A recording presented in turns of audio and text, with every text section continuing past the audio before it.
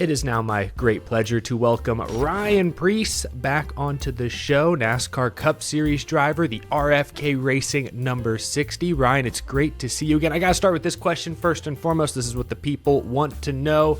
Did you ever get your car door back from Chris Buescher? Yeah, I did at the airport. He made me drive from Kansas to the airport without a door. And as soon as he pulled in, he was all smiles. He opened the trunk of his Bronco and pulled the door out. And he then proceeded to say to me that I was lucky that I parked close enough to the fence with the driver's door because he couldn't open it wide enough to get that one off as well. Wow. So you got off easy is what it sounds like.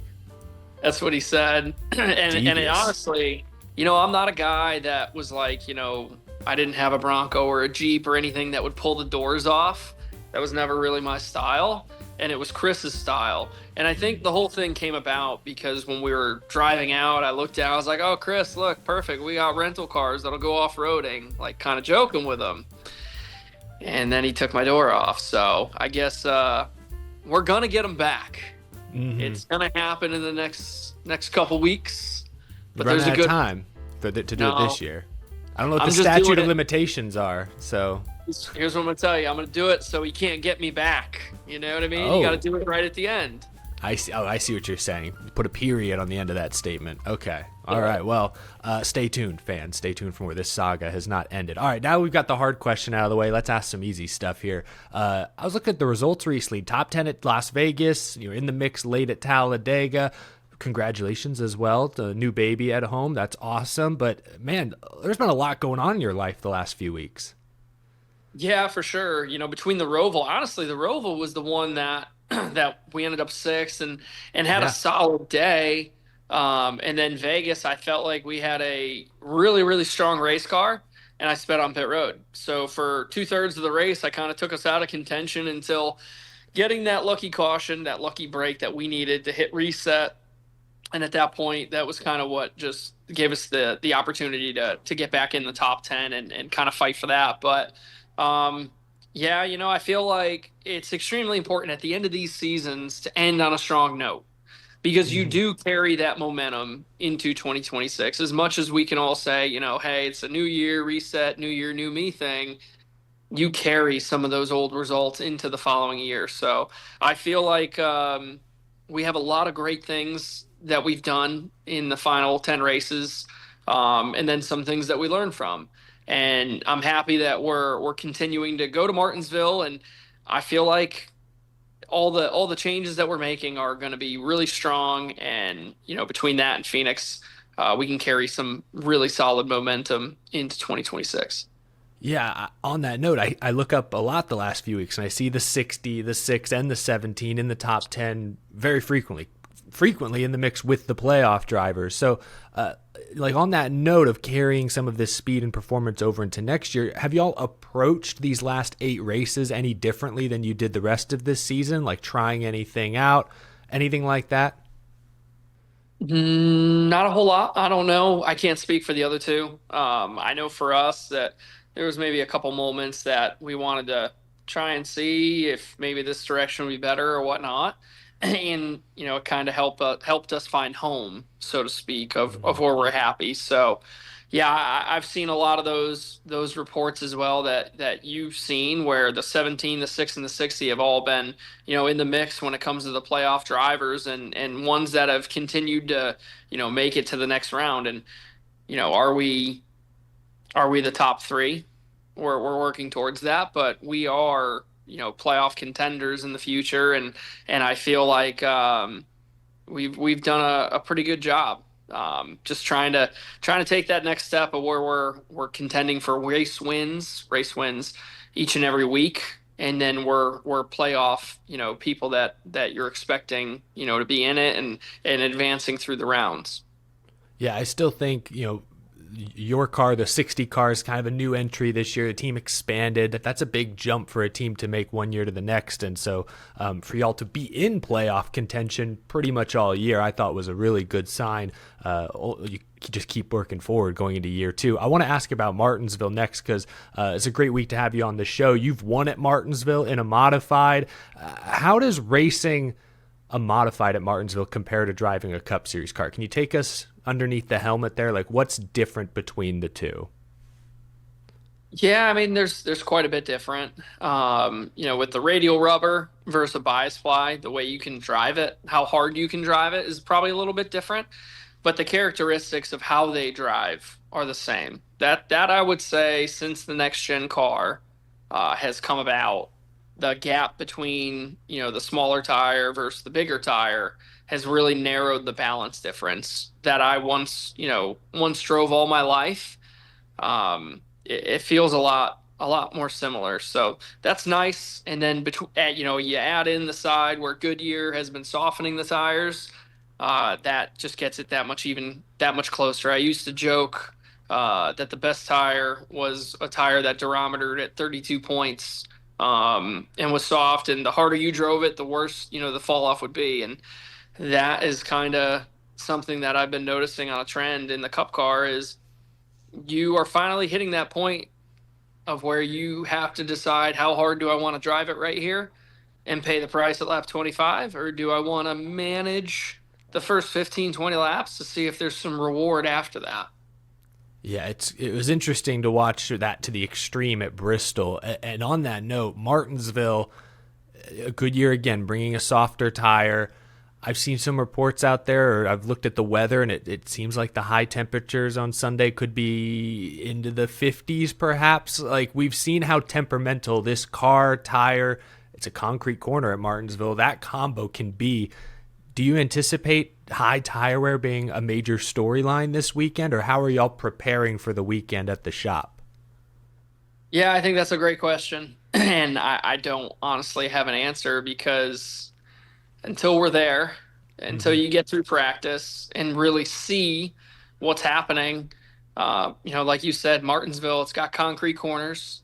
The temperature is going to be, I believe, below 60 because the sun's not going to be out. It's supposed to be cloudy all weekend. Yeah. So is that a mix for heavy tire wear? I don't know. And Martinsville is typically already pretty wild race, so I think just having those possibilities that might become a reality is going to make it that much more wilder. Absolutely. Well, your first career Cup Series pole came here at Martinsville a couple of years ago. You finished seventh in the spring race earlier this season. Why do you get around this place so well? Is it just that modified experience? But you just explained it. It drives differently. Like, what characteristics of Martinsville play to your strengths? Martinsville is the type of place. The more you drive the out of the race car, the faster you go. So I guess I've always as much as I talk about saving tires and tire attrition and doing all those things, the reason I know how to talk about it now and I'm better at it than I once was is because I used to really know how to burn tires up. A right Mm-hmm. rear, I could make it be gone really quickly. So you know, when it comes to Martinsville, it just suits my style. The like I said, the harder you drive it there, the faster you go on stickers. So it's gonna with the way the tires changing and everything, I'm sure I'm gonna have to kind of change that style a little bit. But trying to lay a lap down in qualifying and kind of switching to that mode is still going to be the same. So I feel really good about the things that we're showing up with this time. And yeah, I feel like we've been in contention in the past, for sure. We've always been around that top 10, top five. That one time we got the pole, we were leading laps until that speeding penalty. So the job for me, that I'm putting a lot of emphasis on is, have a really good direction from practice to figure out tire wear and how I need to take care of them. But then qualifying, we absolutely need to qualify in the top five or top 10 I think that's going to be the difference of making your day a lot easier rather than having to fight from 20th or 30th on back and in the hornet's nest where you're just absolutely fighting for everything you can. So qualifying up front definitely will open up some options. Yeah, absolutely. You could be up there in the mix with some of the championship hopefuls who I want to ask you about here at the end. William Byron, Chase Elliott, Joey Logano, Ryan Blaney are all below the cut line. You're the Martinsville expert here, not me. You've raced these guys. Who of them gets around Martinsville the best? Combine that with whose team maybe brings the most speed. Who do you think has the best shot of winning their way in and shocking the system, if the 60 car, of course, isn't the one in victory lane? Yeah. No, I mean, Ryan Blaney's been extremely fast. And when I when I say extremely fast, it's not just short run. I think the difference of what we've seen as you see is his long run pace from lap 40 on. As a race car driver, what you want is to be able to have that pace, because passing somebody is a lot easier when they're dealing with, handling gremlins on lap 40 rather than everyone on brand new tires. Everybody's feeling pretty good. It's just about speed.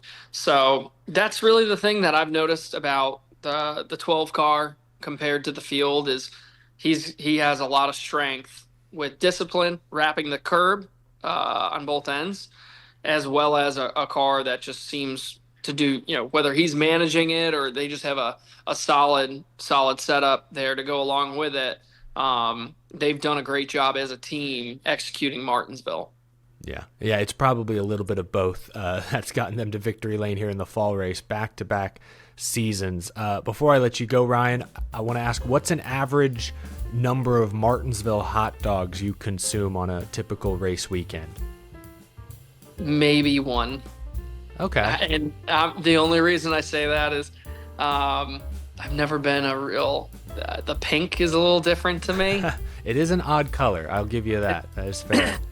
It's an odd color to me. I will say, when you go to Martinsville, you have to have a hot dog. And I will eat it. I typically like it with chili. Mm-hmm. So I'm not a plain with, it would be chili, or if I'm not going to do chili, it's ketchup and mustard. But how about you? The most I've done is like 4 or 5, I think. I'm not a big hot dog guy, period, which I know is like kind of a hot take. It's very un-American of me to say something like that, but you can't beat $2 hot dogs at a sporting event. That's hard to find in any country. So give me a handful. One of my good friends would fill his whole backpack up with Martinsville hot dogs. He's a maniac. I'm not quite at his level, but Like when you're in Martinsville, you gotta, what does they say? When in Rome, I suppose. But Ryan, I appreciate you taking some time to chat with us here ahead of Martinsville. Going to be an exciting race. Sounds like it could be an unpredictable race, and it's been kind to you in the past. So good luck this weekend. We'll be watching for the 60 car all weekend long. Appreciate it.